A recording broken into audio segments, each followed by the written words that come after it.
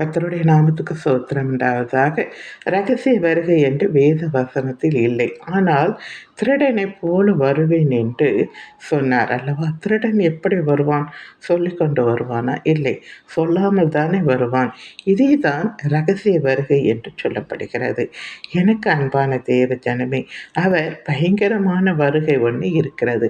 அதற்கு முன் என்னென்ன நடக்கும் என்பதை ஆண்டவர் அழகாக சொன்னதை ஒவ்வொன்றாக நிறைவேறிட்டு இப்போ உலகம் ஃபுல்லாக சுவிசேஷமும் பரவிருச்சு. இப்போ ஆண்டவருடைய வருகை மட்டும்தான் சமீபம் இல்லையா?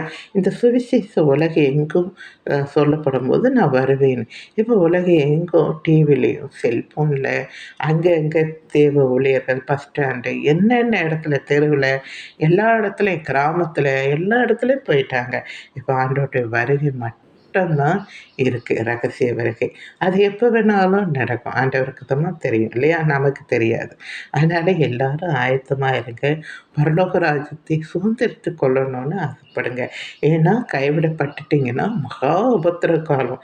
அதாவது இந்த உலகத்தில் காணாத உபத்திரம், பயங்கர உபத்திரவமா.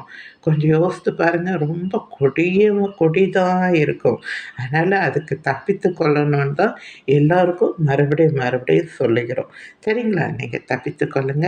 ரகசிய வருகைக்கு ஆயத்தமாக இருங்க. சபையை ஆயத்தமாக இருக்கும்போது ஆண்டவர் கண்டிப்பாக வருவார். நீங்கள் எல்லோரும் தேவனால் தெரிந்து கொண்ட பிள்ளைகள் இல்லையா? தெரிந்து கொள்ளப்பட்டது எதற்காக? அவரை போல பரிசுத்தமாய் இருக்கணும் தான் இல்லையா?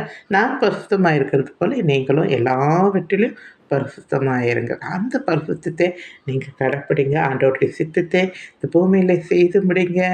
ராஜ்யத்தை சுதந்திரித்துக் கொள்ளுங்க. சரிங்களா? தேங்க்யூ.